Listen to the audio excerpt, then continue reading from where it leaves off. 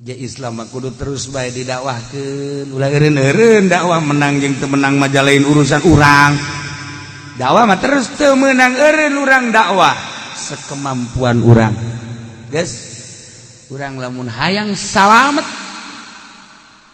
catat di jero hate siap aing saumur hirup dek jadi dai dakwah minimal ngadakwahan pamajikan heula urang datang balik ngaji neng diuk neng non kaji kita dakwah ke haji ku kiai aju memeh ka batur neng heula ulah kakak neng bapak haji bae heunan dakwahan suka batur we ngadakwahan berjamaah heula tuh salat tuh bener tuh HP ulah boga kan nyorocosan sia tuh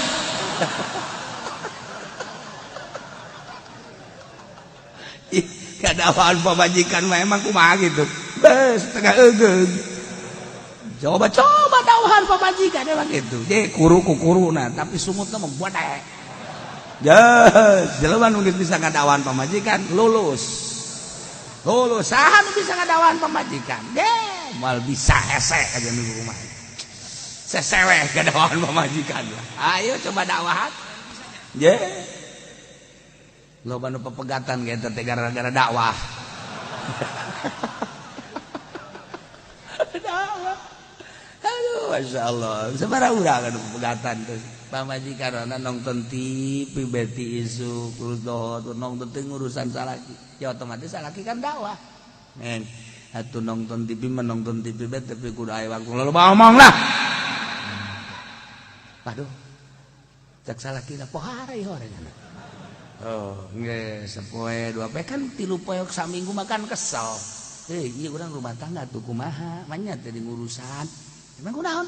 TV bet tapi kudu aya waktuna. Yah. Ieu mah rame acarana, ke mun geus rame. Dikira hate ramena, engke. Ieu mah bersambung. Wal bisa. Hese ngadawahan pamajikan. Lamun teu nyawa cara tapi lamun nyawa cara mah babar cokot duit neng no pareuman TV trek meron ye di mana teh kak sudah loba nonton TV aman eta ngadawahan pamajikan hendak salaki da kudu pinter deui namun teu pinter salakina wah itu bahaya beak ka kolor-kolor nya. Oh. Jadi kudu make taktik. Iyalah salila hirup urang dakwah. Ayo bae ka dakwah ka pamajikan, ka anak sing halimpu di keluarga. Terutama ngadakwahkeun supaya daek ibadah ka Gusti Allah Subhanahu wa taala. Inna selama qoblal ikhtiyari imtanarik Zaid anu memang kudu dikenakan sanksi nu bakal dikenakan salah sahiji sanksi qatlan dikon manan fidan tapi ternyata Ki Zaid dak dumadak menang hidayah asup Islam qoblal ikhtiyar memeh dipungut memeh dipilih sanksi-sanksi nu tadi ku negara maka imtan ar-riqa teu meunang dijadikeun kaula jadikeun abdi teu jarau urang mah nyaritakeun abi teu paham pan. Aing anu masantren mah pan paraham mun mondok mah nu masantren paraham teh carita kaula, carita abi. Da inu teh dina sakola bae mah mal paham. Teu ngajina mingguan bae kieu. Anu memperhatikeun mah rada. Itu pan anu di luar mah ngaji teh ya babagi jeung tukang uduk. Celi ieu ka uduk, celi ieu ka dieu. atuh pan teu jelas. Lah cenah kiai asal hadir kumaha sia bae. Tapi kadang-kadang nu di luar lebih cerdas dibanding nu di jero kada heran. Heran tah. Pirakuna.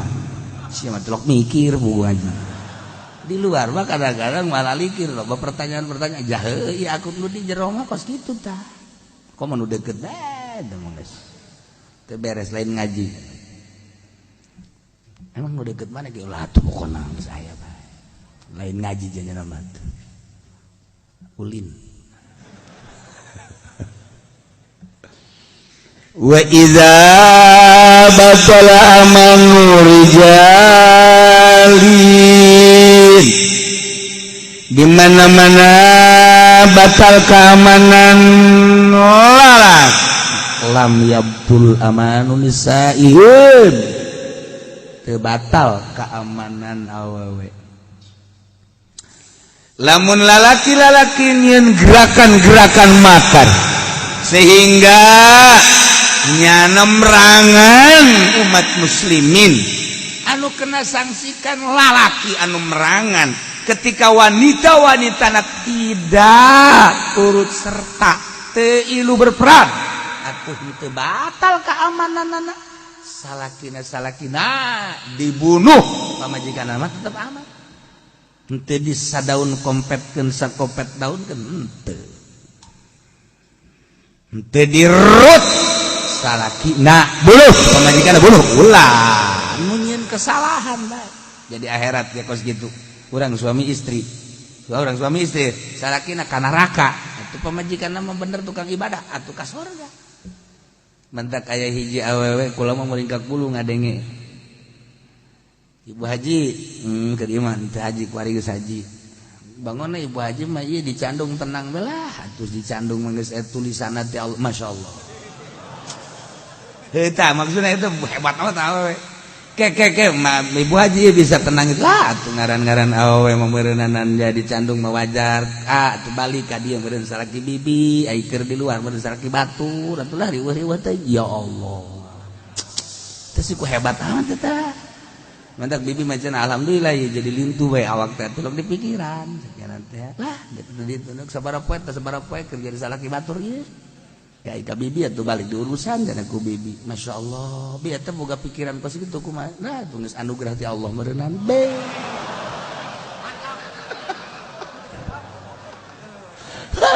asana saumur nyunyuhun hulu kakarak eta teh mangge jelema kos kitu teh maharaja teh mah masyaallah kan be pan salaki bibi mah kadeuleuna tilok salat tajuk salaki bibi mah pan sok judi anu kanyahoan kukula mah ieu salaki bibi salat tilok judi mah osok mabok malah mah kita mah urusan nyana teh mah urusan salat mah urusan nyana ka Allah cenah deuk salat teh teu bibi mah urusan nyana teh mah segala deuk judi deuk naon urusan nyana teh mah mabok urusannya kan almun balik urusan bibi ngurusan salaki atau urusan mabok teh suatu urusan nyana temen geus bodoh bibi mah tuh tenang-tenang bae anu penting bibi mah ngurusan aja bibi salat tah mantap teh jelema kitu ya Allah ya Rabbi teh mah beuh meureun bidadari turun teri kayangan meureun eta ku hebat pemikiranna masyaallah garib nah ieu keur carita atuh di akhirat teh misa salakina tuh kagejebur meureun ka neraka sesuai jeung maksiatna cak syariat urang ngahukuman kitu teh ieu mah heula keur carita syariat beheulanan adapun pembuktiana mah wallahu alam nya ngan syariat seperti kitu janji Allah pamajikan anu sakitu solehna beuh meureunana nya maka surga ji eta tah kan hebat eta kos kitu ada ya ada salakina bageur jasa salat puasa zakat terus ngurusan pamajikan tapi pamajikanana kapan selingkuh bajeng batur aya pamajikan nu selingkuh bajeng batur ditanya nah eta pamajikan lah itu urusannya lain urusan nyana atuh di urusan kuku mamang geus dinasehatan geus naon wah geus beak diajak ngaji segala tapi kitu bae aja kumaha atuh tah ulah urusannya diajak ngaji geus dinasehatan geus teu dipegateun atuh butuh anak geus aya ajulah jadi urusannya atuh berbagi ke di akhirat tangge Majikan urang ka neraka, salaki ke surga. Pan eta ngeunaheun tah. Pan nu ngeunaheun mah urang hirup di dunia babarengan, di akhirat urang teh ya engke gegencengan. Nyebrang di jembatan Siratal Mustaqim teh urang silih cekel. Masyaallah kan ngeunaheun neng, alhamdulillah urang salamet teh. Pan beuki leutik we cenah jembatan ka hareup mah. Aduh, kakak ge sarua beuki leutik bae. Ya Allah ya Rabbi, takkan ngeunaheun lamun urang babarengan ka surga, pamajikan urang, anak. Ya Allah, eueuh nu dipake ka sedih brus beasup ka surga Firdaus bareng aya kabeh sa anak saincu saminantu. Ya Allah ya Rabbi, nikmat. Lagi bareng di surga. Maji aya pamajikan ka mana? Dibeulem bangunna mah.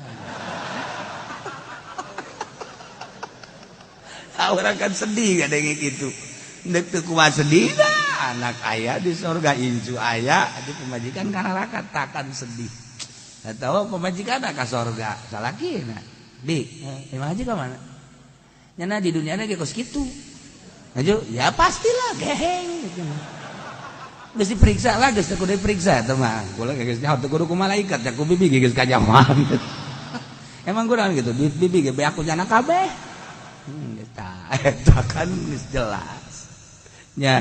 Nah ieu hitung-hitungan sing ade ieu urang teh moal kebal kan hirup di dunia, nah bakal datang menghadap Allah Subhanahu wa ta'ala.